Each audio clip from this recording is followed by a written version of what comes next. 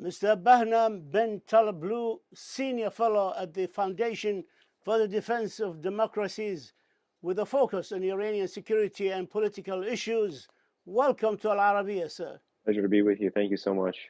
I would like to ask you first concerning that we are still waiting here at the United Nations to hear from the Secretary General his answer on President Zelensky's request for the United Nations to send military experts to confirm the identity of the drones and missiles showering Ukraine. How sure is the US intelligence services and the West as a whole that these drones are Iranian manufactured? What evidence do they have? Well, the U.S. has not released the national technical means by which it has assessed that Iran, as of this July or as of this June, even has been sending, its unmanned aerial vehicles and loitering munitions to the Russians for use in Ukraine. But there have been pictures of downed Iranian drones with very similar features appearing on the Ukrainian battlefield, and of course the constant, steady drumbeat of press reporting citing government sources that have talked about not just these drone transfers, which will be re-upped, as well as the potential for short-range ballistic missile transfers in the very near future. So this is something Washington is looking at quite closely, and the Biden administration has absolutely zero incentive to misrepresent, because if anything, it's been pulling its punches with respect to the Islamic Republic because it's seeking a nuclear deal. But now I think with the ongoing protests and the deepening Iranian involvement in Ukraine and the growing arms proliferation, it does offer the Biden administration an opportunity to reset. And so whatever intelligence the Americans may have about travel, about technical capabilities, about national technical means that identify the patterns of proliferation, some of these patterns of which have been reported in Treasury Department press releases this September, should also be shared with the United Nations to expedite their investigation. With regard to the payment to Iran for their drones and missile sales to Russia, President Zelensky, at a conference organized by the Haaretz newspaper, stated, and I read to you here what he said exactly: Russia is paying Iran with Russian assistance to the Iranian nuclear program. He went on to say, probably this is the exact meaning of their alliance. A very worrying prospect, and how seriously this reasoning is taken here in Washington, D.C. and New York by the U.S. administration. Well, the fear is, of course, that the Iranian and Russian partnership is not just nuclear. If anything, if there is a new nuclear deal resurrected, Russo-Iranian nuclear cooperation would become legal, and there would be a pathway to expand it over time. So I actually fear that there may be something larger at play here. It is actually right now unclear as to what Russia will be providing Iran in exchange for these drones. Is it captured Western battlefield systems? Is it money? Is it some kind of intelligence? Is it some kind of promissory political note for the future? Could it be this nuclear cooperation? There is an endless series of basements. So right now, the problem is we don't know what the Russians will be offering the Iranians. And that's a scary proposition, because we've seen in the past decade and a half, despite the mistrust between these two actors, the Islamic Republic moved closer and closer and closer, not just to the Russian Federation, but also to the People's Republic of China as well. And Iran is increasingly willing to play junior partner to these two countries who are looking to continue their geostrategic competition against the West. So what these near-peer competitors may offer Iran in the military domain, in the economic domain, in the civil nuclear domain, and perhaps even in just the intelligence and informational domain, is scary and is unknown. Russia, by using Iranian forces and drones and missiles, air-to-surface missiles, is increasing its dependency on Iran, benefiting greatly from cheap and effective Iranian weapons. But isn't the Russian government showing the vulnerability of its military might and its limitations to the world? I'm certainly no Russian military analyst, but many military analysts have observed from the outside the poor battlefield performance of Russian forces, the lack of its reserve capabilities, and most importantly, the shoddy logistics planning behind the larger Russian imperial aggression against Ukraine. But that being said, this is where the Islamic Republic could be an asset to the Russian Federation. It offers a cheaper long-range strike options with respect to its loitering munitions in place of Russian existing cruise missiles or ballistic missiles, basically allowing the Russians to save hundreds of thousands of dollars for every munition at a minimum. And potentially, if the Iranians do give these very accurate short-range, single-stage, solid propellant ballistic missiles, that would be a force multiplier for longer-range Russian strike capabilities as well. So consider it an auxiliary for the Russian battlefield performance. And my guess is the longer the war goes on, the greater the potential for more of these weapons to be transferred, and the greater the political linkage between Moscow and Tehran. There are reports stating that Iran is sending advisors to the Crimea to train Russian soldiers on the use of Iranian missiles and drones. How can we be sure of the credibility of these reports? Are these reports confirmed, and how? Well, we'd have to see, for instance, who was in the targets. For instance, there was a report recently that said that there were 10 Iranian advisors that were killed in a strike on Russian positions. For instance, if these Iranian advisors are co-located in positions where there are Russian troops, that may be a giveaway. If they're operating in parts of Russian-occupied Ukraine, that may also be a giveaway. But ultimately, again, this is a story that exists in the press, and this is a story that I think you're likely to see deepen in the press. And those who may be skeptical of Iran sending military advisors and may be skeptical of Iran sending weapons need only to look to this tried and true playbook of the Islamic Republic in the Middle East. This is precisely the way we saw the Islamic Republic deepen its involvement in the Syrian civil war and essentially take over that war to support at any cost the dictator in Damascus, the Bashar al-Assad regime. Conversely, you've seen the Islamic Republic co-opt local forces, such as the Houthi rebels in Yemen, to drag out wars over time. So what we're seeing is in very, very, very slow motion. For those who may think it is new or novel, we are seeing in very slow motion the transferring and the widening of the proliferation radius and the widening of the proxy strategy by Iran, which used to be in the Middle East, and now exporting that to Central and Eastern Europe with this kind of supplemental assistance to the Russian imperial effort in Ukraine. Can you speak to our viewers a little bit about the types of drones or types of missiles that Iran is supplying the Russian forces with?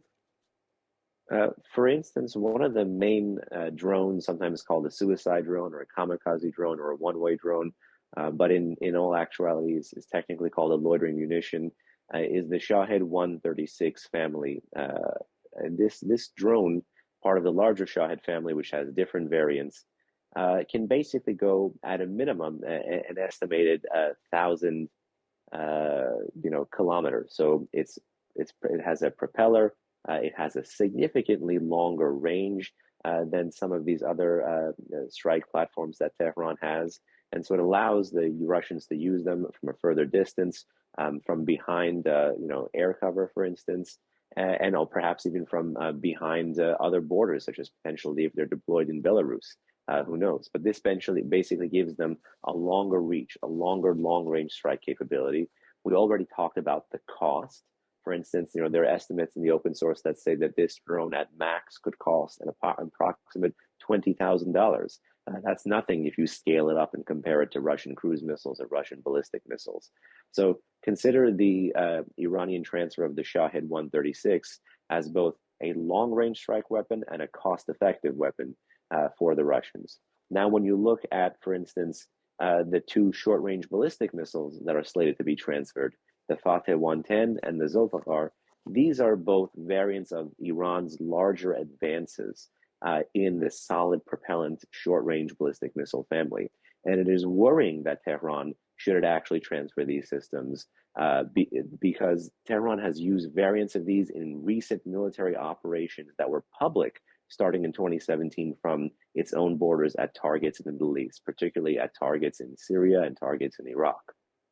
These missiles are road mobile. They're among Iran's most precise in this family. They've been upgraded numerous times. The range of the Fateh 110 is an estimated 250 to 300 kilometers, depending on the variant. The Zulfiqar is at least 700 kilometers, depending on the variant.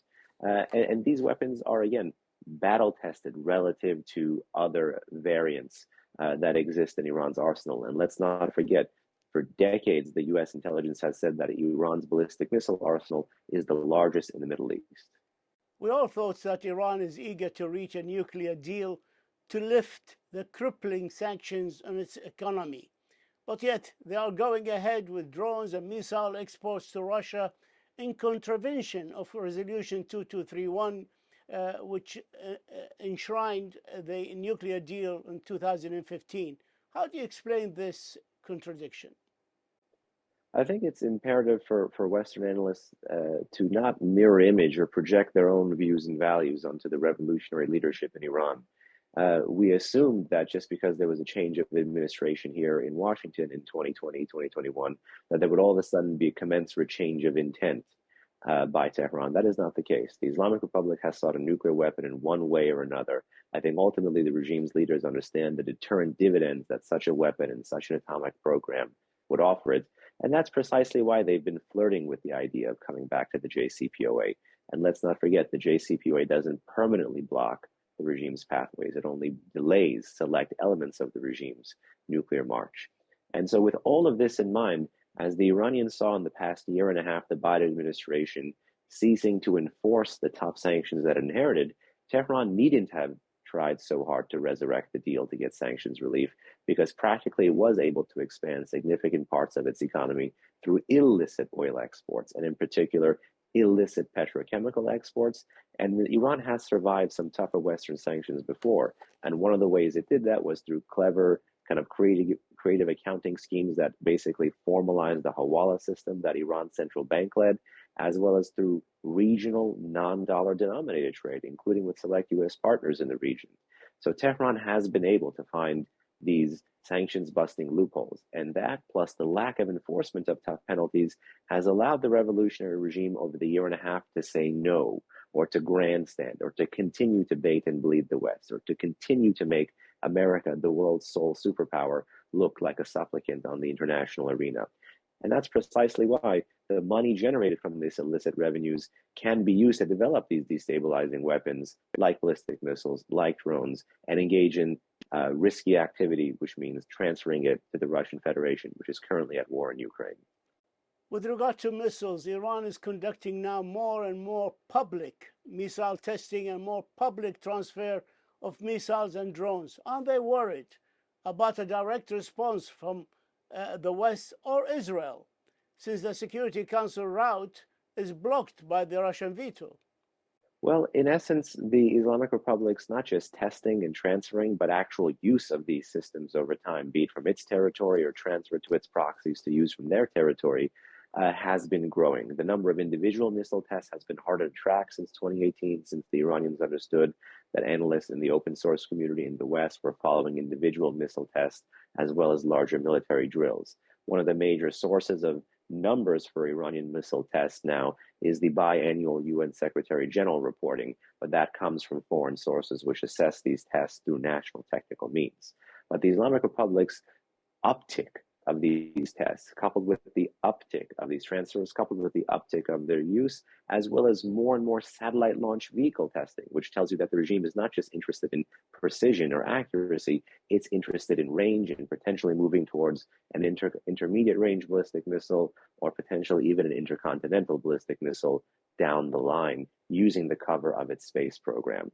So all of this is to say that Tehran believes these programs to be in the regime's interest, and ultimately does not believe there will be overwhelming Western pressure in both currently and in the future. And that's why it's continuing to press ahead. In fact, it does not fear, you could say, the reprisal, be it diplomatic, military, or even economic, in the face of its evolving ballistic missile threat, because it's already evolved so far already. Is the widening of the internal aggressions against protesters and demonstrators in Iranian cities matched by the widening of Iran's foreign aggression? Beside arming and financing their proxies in the region, we are witnessing now an expansion to the Ukraine and even to Ethiopia by arming the government with drones to be used against the people of Tigray. According to a report by the Senate Foreign Relations Committee, this is a fact now. Is there a way or a will by the free world to stop this aggression in the region and in the world of expanding? Is there a linkage, are you saying, between the foreign aggression and domestic repression? Absolutely, because the engine of the Islamic Republic's ideology, the engine of their security policy, and their engine of their apparatus of repression at home is largely the same. It's the security forces basically defined by the Islamic Revolutionary Guard Corps and its various fronts, affiliates, proxies, and vigilante groups. And in essence, those that are doing the domestic repression also benefit from the foreign aggression. And you've seen as now the Iranian people very bravely risking life and limb between week 5 and week 6 of these protests, continuing to turn out and not just amplifying their power on the streets with their voices and in cyberspace, but amplifying that through strikes in key sectors of higher education, the service sector, and most importantly, the energy sector, trying to put time back on their side. As this is happening, and the massive chasm between state and society is once again revealed to the international community, and the sheer illegitimacy of the Islamic Republic is once again revealed to the international community, Tehran has again tried to signal strength abroad, even though it looks quite weak at home. And it's done this more recently, if you remember, through 73 ballistic missile strikes at positions in Iraqi Kurdistan. This is the largest ever ballistic missile strike during peacetime since the end of the Iran-Iraq War by the Islamic Republic, as well as to continuing to expand its arms proliferation radius, be it to East Africa or Central and Eastern Europe. So this is a tried and true authoritarian playbook, and my fear is that we're likely to see more of this as the internal challenges continue inside Iran. Is the West and the United States putting plans to stand up for this expansion and this aggression? I would certainly hope so, but being able to plan for the threat first means you have to be able to recognize and discern where the threat is coming. And right now, despite the positive words we've seen from the Biden administration and some of the intention to push back on the precision strike capabilities and the drone program through Treasury Department sanctions, beyond that, the approach largely, and again, most unfortunately by the administration, remains something based on resurrecting that 2015 nuclear deal, the JCPOA. And I think this would be a gross strategic mistake. It would be not only a slap in the face to the Iranian protesters, who the administration claims it stands with, but ultimately it would be underwriting that engine of foreign aggression, literally granting in time sanctions relief to those who produce, procure, and proliferate Iran's ballistic missiles and drones. So not only would it fail to close the door on the nuclear program, it risks over time expanding those non-nuclear threats. So I think given the challenges inside the Islamic Republic, given the vast chasm between state and society, given the evolving patterns of proliferation and foreign aggression, and given the fact that the nuclear program remains unchecked, now is the time to push away from the table on these old strategies and pivot to genuine pressure. President Raisi's cabinet is the most sanctioned cabinet in the history of Iran.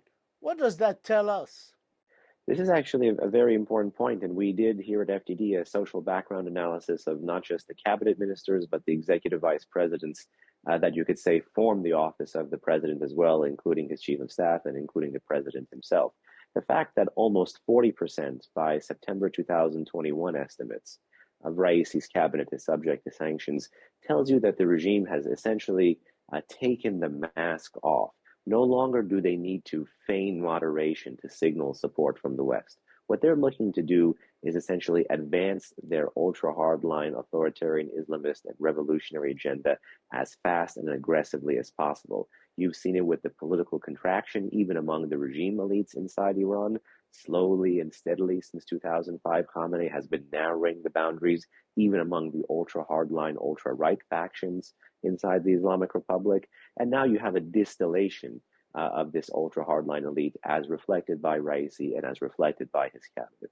Remember, he is someone who at age 29 signed off on death warrants that cleared Tehran's political prisoners by killing Tehran's political prisoners through implementing several death fatwas that were handed down from Ayatollah Khomeini, who was the founding father of the Islamic Republic. That man has failed upwards in his career to later on become the minister, the chief justice, and ultimately to become the country's president with the lowest ever electoral turnout in 2021. And more elements of his cabinet have been sanctioned by the UK and by the EU and by the US as well. So that number continues to grow and that reality continues to darken. I'm sure everybody's watching, including you, the protests in Iran entering their 6th week. But as an expert watcher of Iranian affairs, Can they, in the long run, succeed in bringing the current government down? There are going to be four ingredients for success here, and there's an alliteration to them: streets, strikes, sanctions, and security forces. The street protests need to continue. So basically, the Iranian population was going to have to remain on the streets if there's going to be fundamental political change. And for that fundamental political change to be felt, of course, street power has to be married with, as I mentioned before, strike power. This was a combination that helped actually take down the late Shah's government in 1978, 1979, when there were strikes across Iran's energy sector, and labor unions and labor movements joined in as well. So this would be a critical force to have, street power and strike power. Now that's a domestic source of pressure against the regime. This can, in my view, should be married with greater foreign pressure through sanctions from the top against the regime. And in this pincer scenario, the more joint pressure is put on the Islamic Republic over time, you can try to force defections and try to force, political change. And ultimately, I think you will have a narrowing even further of the political and security elite here. But you're supposed to be able to get the security forces to not fire on their own compatriots, to not carry out the orders of the Islamic Revolutionary Guard Corps, to not carry out the order of the politicized clergy in that country. This is, I think, the recipe that you're likely to see if you're going to see sustained political change in the right direction. But again, time will tell, but we can only say one thing, that despite being massively outgunned by a very brutal regime, the Iranian population continues to turn out. And this just tells you how desperate they are for that larger political change. Mr. Behnam Ben Taleblu, Senior Fellow at the Foundation for Defense of Democracy, we thank you for this interview and we thank you for your insights. Thank you, sir. Thank you. My pleasure. Thank you. Thank you.